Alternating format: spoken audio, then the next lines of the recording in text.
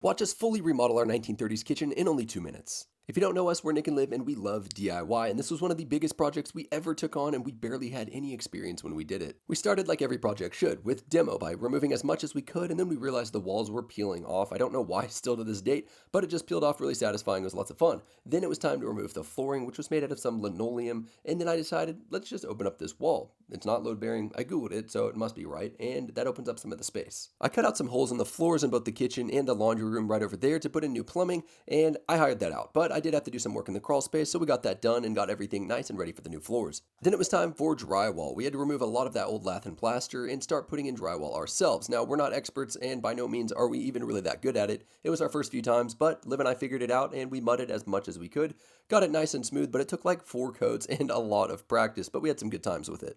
Originally, we had planned to leave some of the room lath and plaster and the other parts drywall. Then we decided let's just strip it all down and do drywall everywhere, and that was a great decision. It looked much better. Cabinets were installed, and then everything was painted a nice, clean, pure white. I bought everything we needed for tile, and I thought I would have a really cool transition here, but then I forgot to film the after, so that's all you get, and we're just going to install this underlayment for the tile. I can't tell you how many videos I have where I do that first transition and then completely forget about it, and I see it like a year later and I'm like, I should have finished that. We put in some gray quartz countertops to go with the white cabinets and then put in this muscle bound adhesive for the backsplash to go on. Somewhere in the middle of all this, we installed this black hex tile for the kitchen, and it looks really cool. We were using a marble mesh pattern that I cut out a template with cardboard and then started installing it on the backsplash.